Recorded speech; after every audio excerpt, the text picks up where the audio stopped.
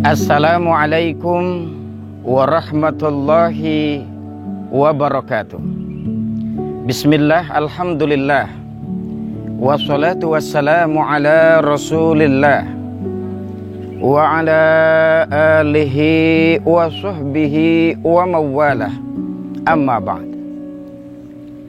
Seekor rusa dalam keadaan bunting mendekati sungai karena kehausan. 2 langkah menuju sungai, berhenti. Ia melihat gerakan aneh di sungai. Sepertinya seekor buaya yang siap menerkamnya ketika dia minum di situ. Tidak berhenti dia lirik ke kiri, alangkah kagetnya. Ternyata seorang pemburu sudah menyiapkan anak panah. Dia mundur ke belakang, alangkah kagetnya. Ternyata di belakang pun apa yang terjadi? Dia perhatikan ada singa yang siap menerkamnya. Bahkan bukan hanya 1, tapi singa itu ada 2 di sebelah kanannya. Allahu Akbar. Mundur, mati. Maju, mati. Ke kiri, mati. Ke kanan, mati. Dia hanya pasrah. Dia hanya ikhlas. Diam dan duduk, berharap Allah menolongnya, berharap dia bisa melihat bayi yang akan dilahirkannya.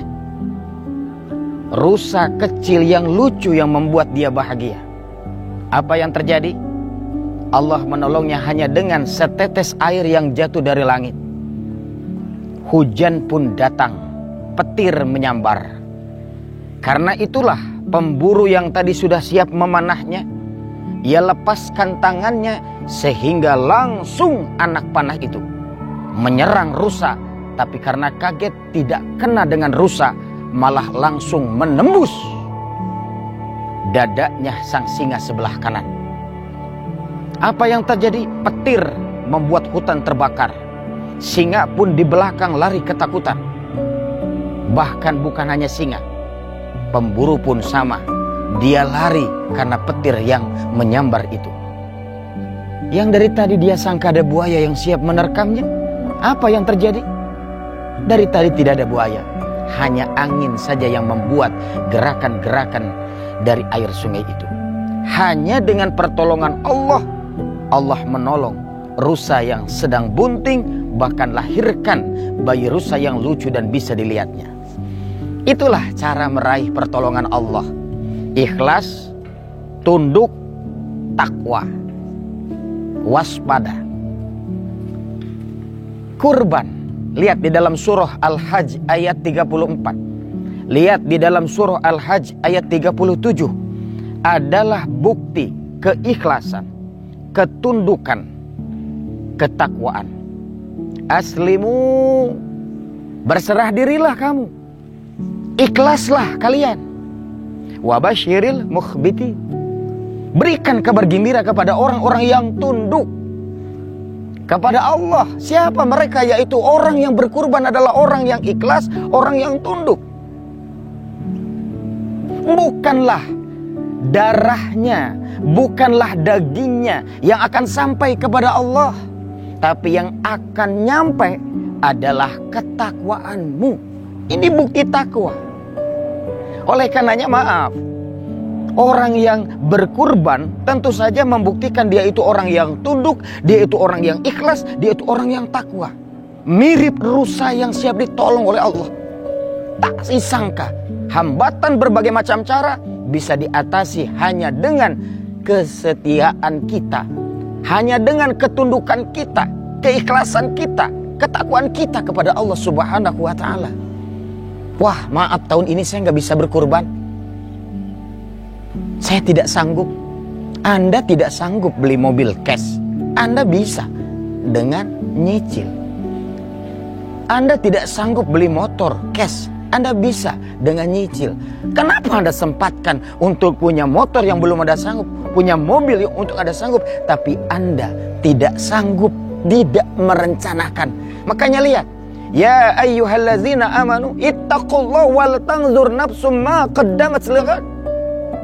Hai orang-orang yang beriman, bertakwalah kamu kepada Allah. Setelahnya ada lagi wattaqullah. Dua kata takwa. Di tengahnya apa? Wal tanzur nafsum ma qaddamat lighad. Hendaklah setiap diri memperhatikan apa yang telah dilakukan untuk hari esok. Maka rencana ini yang sering kita lupakan. Padahal jelas kunci kesuksesan rencana yang matang. Orang yang mempersiapkan rencana sukses, dia sudah siap untuk sukses. Orang yang tidak merencanakan, dia siap untuk gagal. Berkurban itu harusnya direncanakan.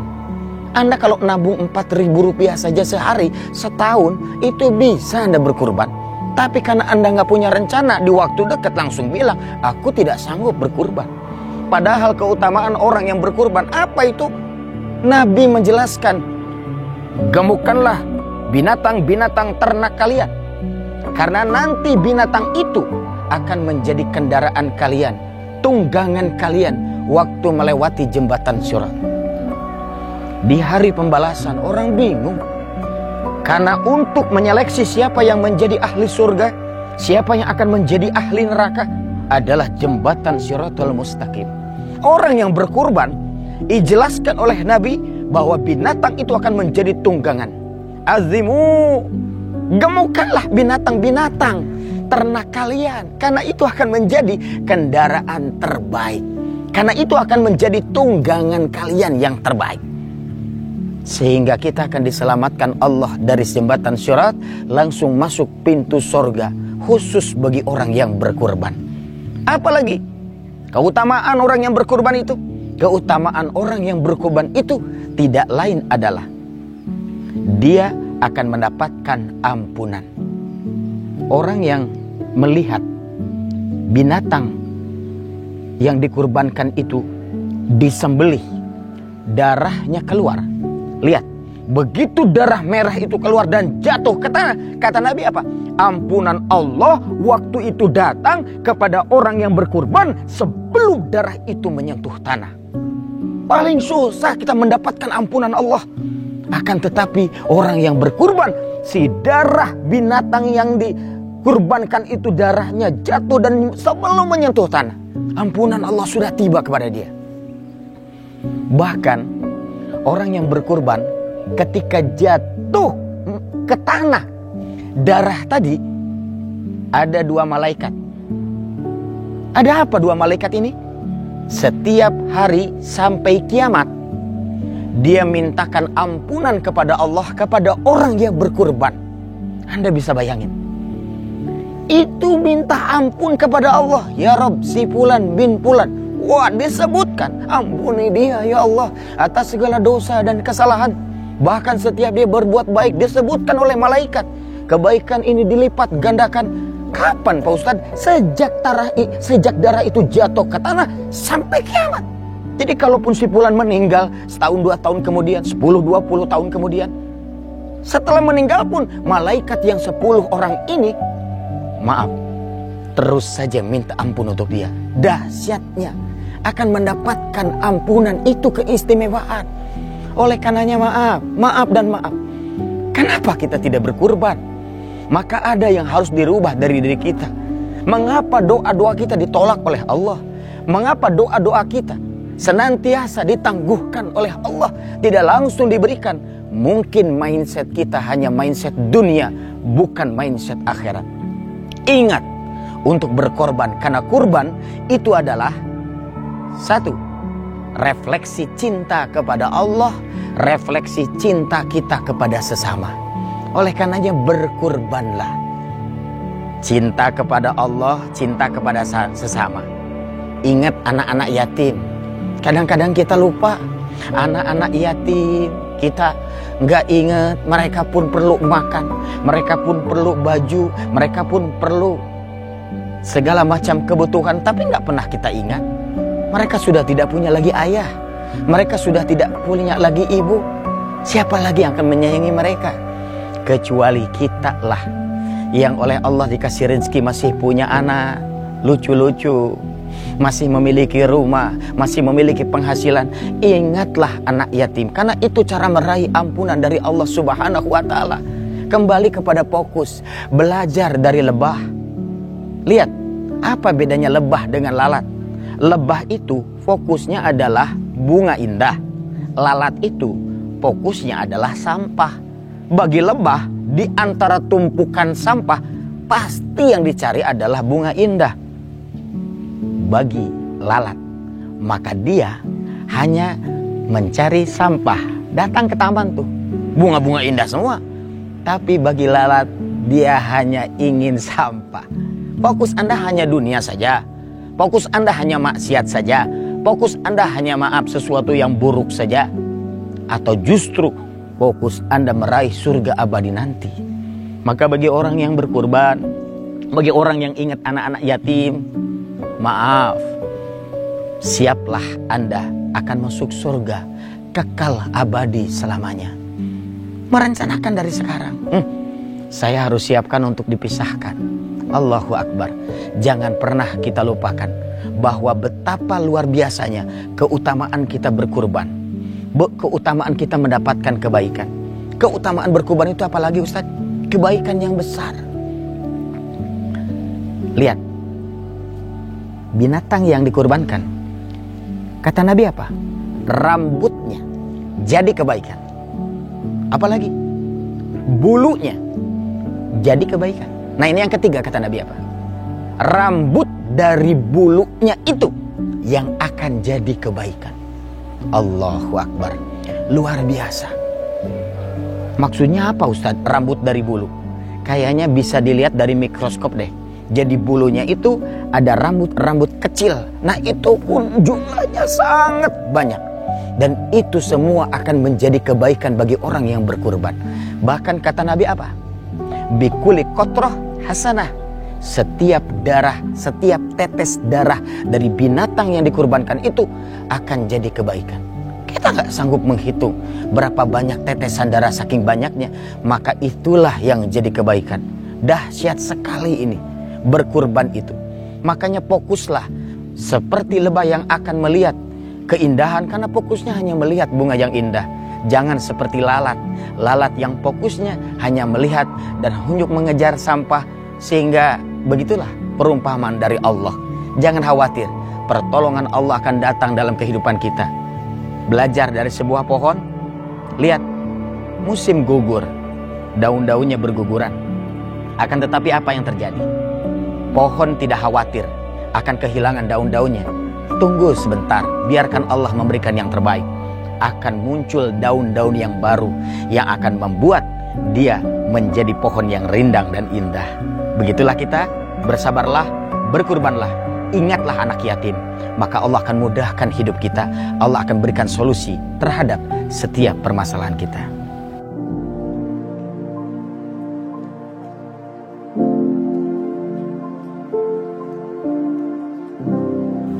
Limaza du'auna la yustajab? Kenapa doa kita tidak dikabulkan oleh Allah?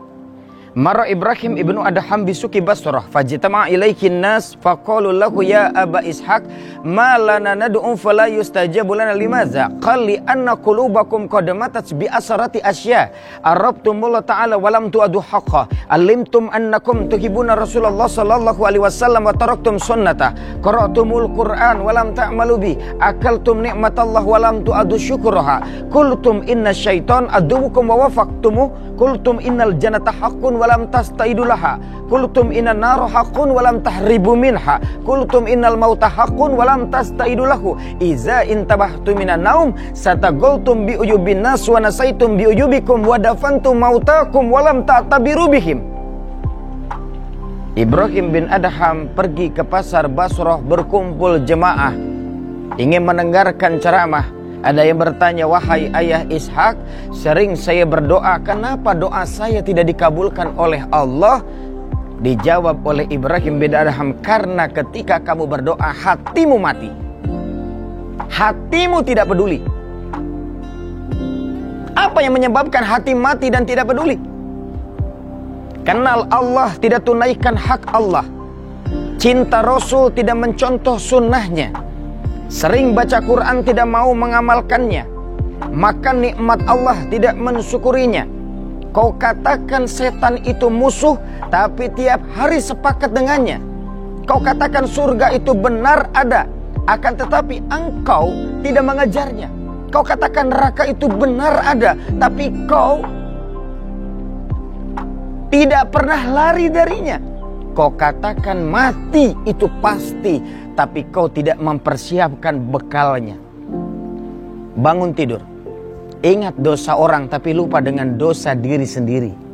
Sering kau makamkan jenazah tetanggamu yang baru meninggal, tapi kau lupa akan datang giliranmu yang akan meninggalkan semua sahabat, keluarga, dan manusia lainnya waktumu meninggalkan alam dunia ini. Itu yang membuat doa kita tidak dikabulkan oleh Allah. Lahirkan kepedulian kita. Kurban itu salah satu bentuk kepedulian. Kurban itu salah satu bentuk cinta. Cinta kepada Allah, cinta kita kepada sesama. A'udzubillahi minasyaitonirrajim. Bismillahirrahmanirrahim. Allazi 'allama bil qalam 'allamal insana ma lam ya'lam. Dialah Allah yang mengajarkan kepada manusia dengan perantaraan pena, mengajarkan apa yang tidak diketahuinya. Apa yang kita pelajari dari pena? Apa yang kita pelajari dari pensil? Lihatlah pensil. Di dalam pensil ada sesuatu yang berwarna hitam, namanya grafit. Tapi menentukan pensil itu bisa menulis atau tidak. Apakah kalau ada grafit bisa nulis?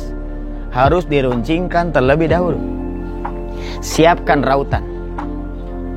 Rautan menyakiti pensil. Kulitnya terkelupas. Tujuannya menajamkan. Rautan itulah COVID-19 yang membuat sakit semua orang, yang membuat tersakiti secara ekonomi, tersakiti secara fisik, tersakiti secara mental, tapi tujuannya adalah untuk menajamkan. Apakah kalau sudah tajam pensil bisa menulis? Tidak. Harus ada tangan yang membimbing pensil supaya membuat tulisan yang indah. Maka kalau engkau ingin memiliki hidup dengan tulisan yang indah, kehidupan yang indah, indah di dunia, indah di akhirat, maka apa yang harus engkau lakukan? Siapkan hati sebagai grafit yang menentukan. Siapkanlah, anggaplah yang namanya rautan itu menyakiti memang, tapi tujuannya menajamkan. COVID-19 menyakiti kehidupan, akan tetapi tujuannya menajamkan mata hati kita. Jangan lupa siapkan penghapus. Penghapus itu untuk apa? Menghapus tulisan-tulisan yang salah. Maka siap kita beristighfar. Kurban adalah salah satu bentuk permohonan kita kepada Allah agar mengampuni dosa dan kesalahan kita. Istighfar kita yang nyata. Seperti penghapus yang akan menghapus kesalahan kita. Maka jelas tadi saya katakan, ketika darah binatang ternak yang kau kurbankan akan jatuh menyentuh tanah, sebelum jatuh ampunan Allah sudah datang kepada orang yang berkurban. Dahsyatnya luar biasa. Pelajaran yang luar biasa. Maka tangan yang membimbing pensil menulis tulisan yang indah. Miliki pembimbing kehidupan, dekati Allah Subhanahu wa ta'ala. Raih pertolongan Allah. Raihlah ampunan Allah. Dengan cara apa? Dengan cara berkurban. Dia akan menghapus setiap kesalahan-kesalahan kita. Tulisan indah akan mampu kita tulis kalau ada tangan. Maka tangan itulah Allah yang akan membimbing kehidupan kita. Raih cintanya Allah dengan pengorbanan. Insya Allah hidup kita akan indah di dunia ini, bahagia. Tapi di akhirat, di kehidupan yang kekal abadi, surgalah balasan yang akan kita dapatkan. Kenapa hidup kita dalam keadaan terpuruk, dalam keadaan susah? Ayunan, sebelum maju ke depan, naik ke atas, harus ditarik dulu ke belakang. Setelah ditarik ke belakang, dalam keadaan terpuruk, dorong, maju ke depan, naik ke atas. Kalau Anda ingin diangkat oleh Allah, itu sudah namanya hukum alam. Allah tarik dulu, siapkanlah. Seperti anak panah sebelum melesat cepat ke depan, menembus titik yang sudah direncanakan. Tarik dulu ke belakang, tinggal lepaskan, melesat. Ayunan tarik dulu ke belakang, dorong, maka langsung akan mencapai maju ke depan, naik ke atas. Jadi kalau Anda ingin diangkat oleh Allah, derajat kita menjadi tinggi, ketika dalam kesulitan dorong. Dengan cara apa dorong itu? Ingat anak-anak yatim. Mereka lapar. Mereka butuh kasih sayang namanya seorang ibu, seorang ayah. Tapi mereka tidak bisa. Karena ayah dan ibu mereka telah tiada. Kitalah yang harus menjadi ayah. Ingatlah ketika Idul Fitri, lalu Nabi kedatangan seorang anak, diusapnya. Mana ibumu, mana bapakmu? Anak itu bilang, aku sudah tidak punya ayah. Aku sudah tidak punya ibu. Lalu Nabi dengan tersenyum peluk anak itu. Akulah yang akan menjadi ayahmu. Allahu Akbar. Bisakah kita berkata seperti itu kepada anak-anak yatim di negara kita? Bisakah kita bicara seperti itu kepada anak-anak yatim yang ada di Rohingya? Bisakah kita berbicara seperti itu kepada anak-anak yatim yang ada di Palestina? Bisakah kita bicara seperti itu kepada anak-anak yatim di Suriah? Mereka tidak bisa mengatakan, ayah, ibu, aku ingin jajan, karena orang tuanya sudah tiada. Kita yang harus menjadi ayah mereka. Kita yang harus menjadi ibu mereka. Inilah yang akan mendatangkan ampunan Allah. Maka ketika Anda berkurban, daging-daging yang dibagikan akan menjadi senyuman bagi anak-anak yatim, akan menjadi senyuman bagi orang-orang miskin. Itu yang akan melahirkan keajaiban dalam kehidupan kita. Itu yang akan menjadikan Allah majukan kehidupan kita, derajat kita naik ke atas. Allah yang akan memudahkan urusan-urusan kita. Kenapa hidup kita seperti dipersulit oleh Allah? Bukan Allah yang mempersulit, tapi Anda yang menyulitkan diri Anda sendiri. Cobalah, mulailah kita beristighfar. Mulailah kita sadari, kenapa hidup kita begitu aja tidak raih kebahagiaan. Jangan bersedih, jangan berduka cita. Allah bersama dengan kita. Fokuslah untuk kehidupan yang kekal abadi, yaitu kehidupan akhirat. Yakin kita akan melewati jembatan sirat. Kita perlu pertolongan. Kita perlu kendaraan. Kendaraan itulah binatang ternak. Gemukkanlah binatang ternak kalian. Berikan yang terbaik. Berkurbanlah. Karena binatang ternak terbaik itu akan menjadi kendaraan kita. Kita akan tunggangi dia. Dan kita akan masuk ke dalam surga. Melambai malaikat dengan senyuman. Malaikat Ridwan menyambut kita. Hai orang yang bertakwa, masuklah ke dalam surga. Kalimat terindah di sepanjang hidup kita. Sejak kita lahir sampai kiamat, semua manusia merindukan ungkapan yang seperti itu. Coba kalau kita pergi kemanapun, renungilah dalam kehidupan kita. Apa sih yang salah dengan hidup ini? Untuk apa kita hidup di dunia ini? Allah masih memberikan umur kepada kita. Sekarang kita lihat satu persatu tetangga kita yang kita kenal, suaranya diumumkan di toa masjid. Dimulai dengan ungkapan Inna lillahi wa inna ilaihi roji'un. Coba Anda perhatikan. Akan ada pengumuman di masjid itu, kita tidak mendengarnya. Karena yang diumumkan adalah nama kita. Itulah waktu terakhir kita berpisah di kehidupan sementara. Siapkanlah bekal yang terbaik. Siapkanlah pengorbanan. Jangan kau katakan, maaf, hari ini aku tidak bisa berkurban. Karena aku tidak mampu. Bagaimana kalau tahun depan kita tidak ada lagi di dunia ini? Panggilan Allah telah datang. Kita tidak berkurban lagi. Karena Allah telah memanggil kita. Siapkan kurban yang terbaik. Siapkan kurban yang betul-betul terindah, hati yang ikhlas. Maka ketika orang berkurban, dia saksikan bagaimana leher binatang yang dikurbankan, warna merah darah itu memancar. Anda akan meneteskan air mata. Kenapa Anda meneteskan air mata? Betapa dahsyatnya pengorbanan pada waktu itu. Bahkan binatang yang sepertinya merasakan kesakitan, tahulah saudara, dia tidak merasakan kesakitan.